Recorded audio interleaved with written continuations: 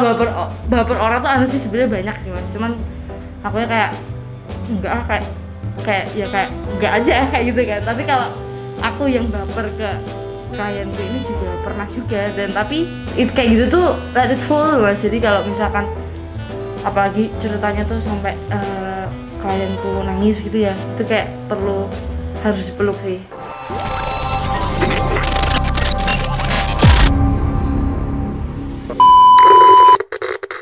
Halo, nama aku Angel, aku umur 20 tahun. Aku punya kerjaan tetap tapi nggak bisa tak sebutin. Sampingannya itu cuddle care sih kak.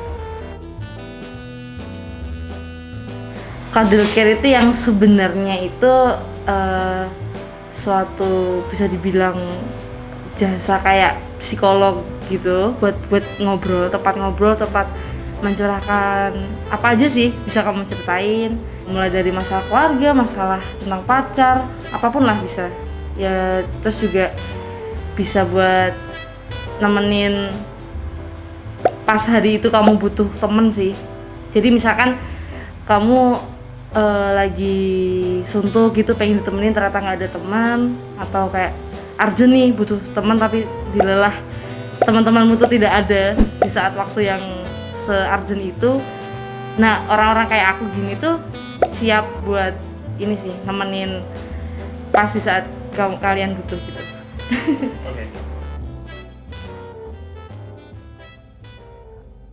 Ceritanya tuh bermula dari awal ya. Itu tuh pertamanya aku tuh karena broken home, aku sering ditinggal sendiri di rumah dari kecil ya. Jadi aku ngerasa kayak kesepian sih. Aku nggak punya teman ngobrol, aku nggak punya teman buat setidaknya mau ngancani wae lah neng omah ki nggak ada. Dan aku SMP, mama nggak ada, terus akhirnya papa nikah lagi, jadi makin kesepian kan itu.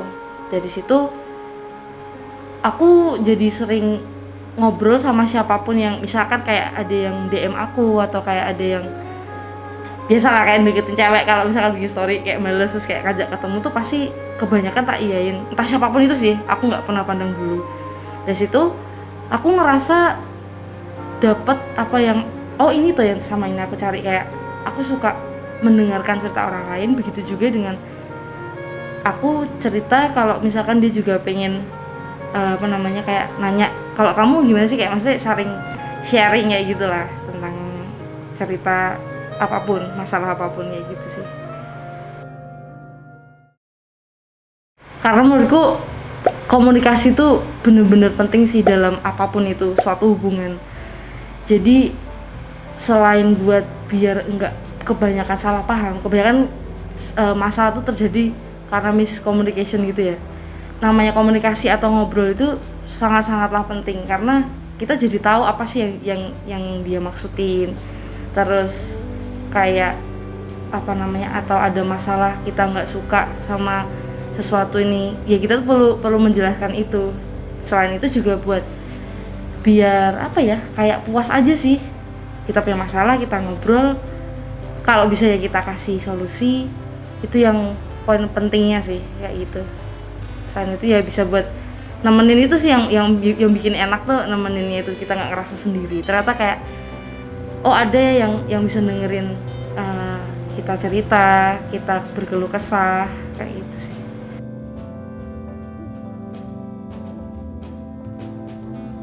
Jadi yang pertama mulai dari hal basic dulu, habis itu hal basic, ngobrol. Terus biasanya aku pasti nyeletuk sih kayak ada apa ya mas, kok mencoba cuddle care ini, apakah udah sering atau baru ini? Kalau misalkan udah sering atau baru ini tuh kenapa? Apa mau ceritakah sesuatu kayak gitu?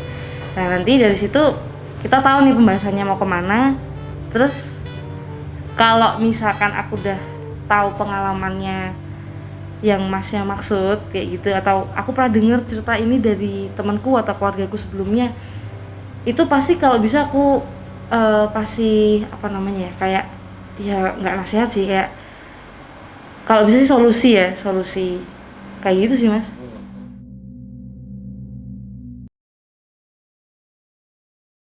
Kalau aku sih buat mencegah yang berisiko kayak gitu, karena ini termasuk pekerjaan yang bener banget sih, yang deket banget sama hal yang menyimpang kayak gitu.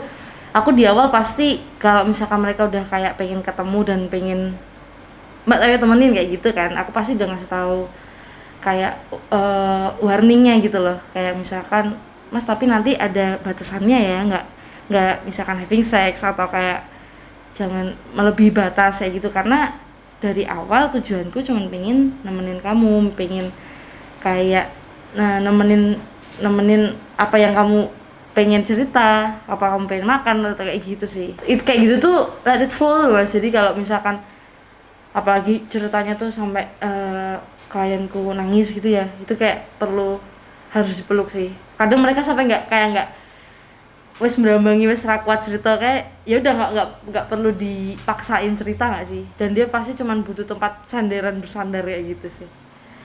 Saya buat pelukannya itu is okay. Masalah tempat itu kalau first time itu bener stranger itu biasanya di cafe sih mas.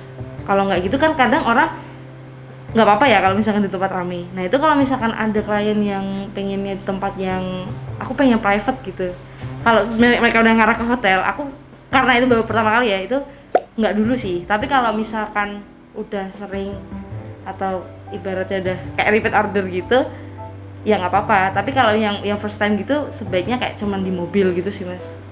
Pol mentok itu aku ngasih kayak pelukan aja sih, kasih pelukan aja, karena pelukan tuh termasuk juga buat istilahkan kayak nengi uang sing lagi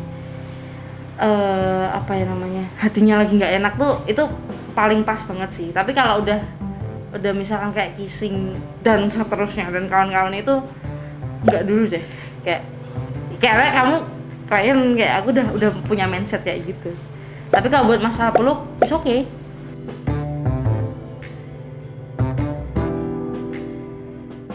Kalau dari pengalaman temanku ya mas, itu tuh ada sih sebenarnya, tapi bukan karena dipaksa, itu emang karena kedua belah pihak sama-sama saling pengen dan saling mau. Jadi itu sebenarnya yang bikin kadang agak worry tentang cuddle care-nya itu sendiri. Takutnya kan orang-orang juga udah mikirnya alah kayaknya sama aja deh sama kayak open BO kayak gitu kan, jadi mikirnya udah nyepelek kayak gitu. Padahal kalau yang bener tuh ya hampir 11-12 kayak psikolog gitu, cuman buat tempat cerita, tempat curhat kayak gitu sih.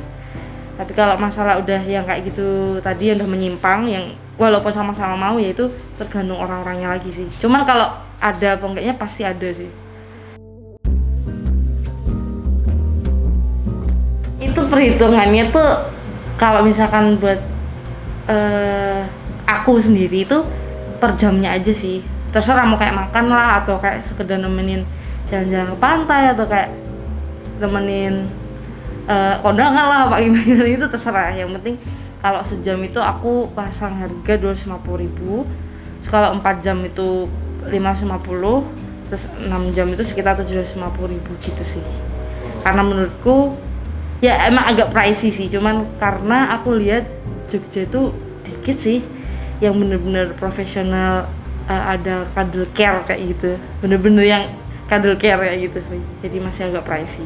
Cuman aku emang totalitas sih, bener-bener yang dengerin, bener-bener yang nggak cuman kayak kerasa nggak sih kayak misalkan aku capek uangnya atau kayak manfaatin kayak dibeliin inilah biaran, kalau nggak dijajanin ini, enggak sih. Karena itu harus bener-bener soko hati sih mas, kayak gitu. Kalau dari sosial media tuh by Twitter sih mas, tapi sometimes dari teman ke teman sih, apalagi yang klien yang udah pernah ngobrol sama aku nih, terus dia kayak menyarankan ke temennya yang misalkan butuh teman tuh pasti kayak ya itu sih, dari mulut ke mulut kayak gitu sih. Kalau kayak aku kayak istilahkan kayak endorse gitu, belum berani sebesar itu sih mas, karena aku manage diriku sendiri dan itu pasti juga sesuai mood gak sih. Kalau dengerin orang ngobrol tuh kayak kita harus siap mental, kita harus siap juga waktu dan tenaga yang gede buat dengerin orang cerita, jadi tetap manage sendiri sih. Enggak sih, siapapun dari umur seumuranku lah atau lebih, udah amat sih. Yang penting kalau mau cerita ya udah ya kayak gitu. Yang penting aku udah nge-warning nih, ada rules kayak gitu sih. Ya sebenarnya ada sih Mas, karena itu juga kayak di real life juga ada nggak sih kayak teman yang kayak ceringe kayak gitu kan. Cuman ya tetap harus profesional karena dia juga udah berani keluar duit, akunya juga udah siap kayak gini. Ya itu makanya diperlukan siap mental juga itu buat orang-orang yang ternyata di luar ekspektasi kita kayak gitu sih. Jadi ya harus sekolah hati juga Mas, harus tetap dengerin walaupun tuh ceritanya kayak apa sih maksudnya muter-muter kayak gitu. tapi ya udah nggak apa-apa, biar ya kayak apa ya profesional lah Mas. Kayak customer tuh kebanyakan kan dianggap kayak customer tuh raja, ya udah kayak kita hospitality-nya ya juga ada kayak gitu sih. kalau baper orang tuh aneh sih sebenarnya banyak sih Mas, cuman akunya kayak enggak, kayak enggak aja kayak gitu kan. Tapi kalau aku yang baper ke klienku ini juga pernah juga, dan tapi dia menunjukkan kalau aku ora sih mbak Roko kayak gitu.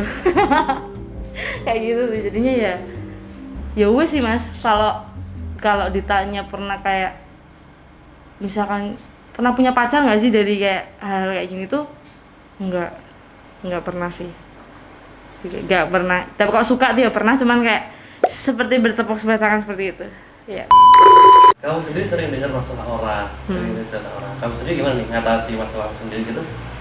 Kalau ngatasin masalahku sendiri, aku lebih prefer ke orang yang aku percaya, dalam kurung itu sahabatku sendiri. Nggak bisa yang langsung DE cerita terus aku yo cerita malah bundet lorone kan gitu, nggak enak banget ya sih. Jadinya sebisa mungkin aku profesional, seolah-olah aku nggak punya masalah dan aku emang bener-bener siap dengerin ceritamu kayak gitu. Tapi kalau buat masalahku sendiri itu tadi, aku ke sahabatku yang aku percaya sih, bukan yang stranger.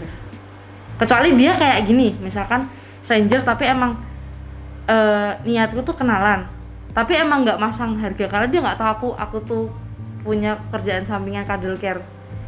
Itu kan berarti emang cuma sekedar ketemu ya itu nggak apa-apa sih, kayak gitu nggak apa-apa. Iyalah, apalagi stranger tuh pasti kita tuh dalam diri kita defense-nya tuh bakalan lebih kuat dan kayak nggak ya selos itu nggak sih. Jadinya tetap takut tuh pasti bakalan ada, apalagi kalau misalkan mereka minta jam tuh yang udah lebih dari jam 9 malam. Nah itu udah agak worry sih. Paling malam tuh aku ya emang aku yang sendiri minta jam 9 lah. Kalau mentok kan tadi 6 jam ya, jadi ya mungkin pulangnya tuh ya jam 3 pagi kayak gitu. Itu sebenarnya udah kayak deg-degan ya gitu.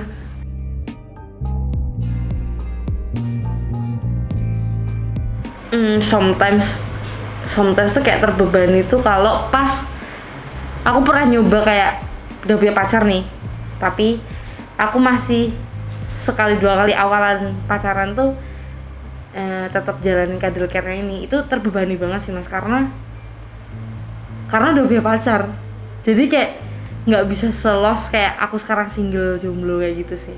Soalnya ya harus ada hati yang jaga nggak sih. Kayak gitu. Jadi aku tetap jaga hubunganku walaupun nih misalkan cowokku tuh kayak nggak apa-apa, tapi kan itu kayak nggak enak gak sih kalau buat hubungan tuh malah akunya kayak gitu. Tetap dia tuh pasti ada worry-nya kan, kayak aku takut digimanain, aku juga sama orang yang dia juga nggak kenal. Jadi aku tetap terbebaninya kalau pas pacaran. Jadi itu termasuk akunya sendiri sih yang manage kayak gitu.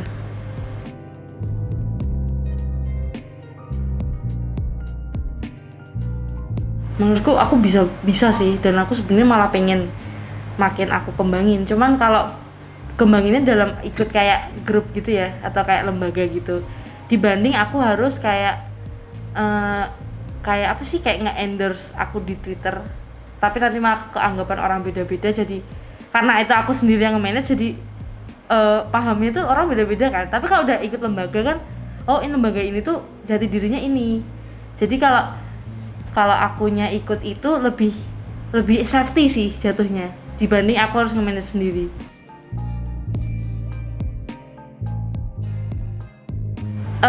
Aku sebenarnya tuh nggak begitu menyalahkan orang kalau mikir aneh-aneh sih Mas, karena itu termasuk menurutku ya termasuk konsekuensi karena pekerjaannya itu hampir menyimpang tentang open BO. Tapi sebaiknya sih don't judge book by cover gak sih, kayak gak apa-apa kamu nilai aku kalau kamu tuh udah tahu aku gimana kayak gitu sih. Kalau misalkan belum tahu tapi udah langsung nilai gitu kayak capek sih, tapi ya masuk kayak sih, jadi kayak ya udah deh kayak gitu. Artinya kan itu tergantung orang personalnya. Tergantung orang personalnya lagi sih, karena ya itu tuh godaannya gede juga loh Mas kalau aku rasain tuh. Ya sok dongki ada yang satu fetish sama aku, kayak ngobrolnya tuh oh ini saklek, kayak aku suka ya sebenarnya sama cowok ini, pengennya tuh menjalin hubungan lebih, tapi kan aku masih kayak memegang teguh profesional sih, tetap ini kerjalah. Kalau misalkan nih kalau mikirin kayak jodoh gitu ya, kalau dia nyaman sama aku paling juga nanti hubungin lagi kayak gitu sih. Batasan obrolan ada nggak sih? Batasan obrolan nggak ada. Ketika akhirnya orang kan ada masalahnya. Ketika dia contoh katakan ya, orang yang nggak bisa ngomong sama cewek terus akhirnya atau sama yang minta seks gitu, gimana tuh? Itu pasti dia tuh juga kayak ngasih tahu dia sendiri sih Mas. Misalnya kayak misalkan nih yang dia tadi nggak bisa ngobrol sama cewek, dia pasti ngasih tahu kayak Mbak aku tuh nggak bisa ngobrol sama cewek, jadi aku pengen kayak nyewa jasamu nih buat belajar nih kalau deketin cewek tuh gimana. Ya itu is okay. Yang penting itu ya itu tadi komunikasi aja sih. Aku tetap menganggap kayak obrolan kayak gitu tuh tetap gak apa-apa sih. Tapi kalau misalkan dia udah mulai kayak udah berpikir kayak oh ini kayaknya bisa nih diciak gitu kan, itu langsung udah cepet-cepet aku balik lagi ke awal, ke profesional lagi sih. Kayak aku warning lagi kayak Mas jangan ini ya, anggap aja tadi itu cuman guyon aja, tapi kalau beneran aku nggak bisa, karena aku bukan cewek kayak gitu, dan ya kayak gitu sih. Kalau ngobrol di hotel nggak boleh. Kalau sambil minum Boleh. itu kan tidak minum kan? Minum iya, karena kadang kan suasana tuh apalagi sama orang baru, dan itu tuh kadang membangunnya biar cair. Beberapa orang itu butuh yang biar lost ceritanya tuh harus chill gitu sih, harus minum gitu. Jadi ya it's okay. Tapi aku juga membatasi yang yuk ojo sing pakaian kayak gitu sih. Gitu. Oke. Siap. Udah sih, thank you banget Angel. Iya. Udah mau berbagi. Makasih Mas. Ya. Sukses Angel. Ya, makasih.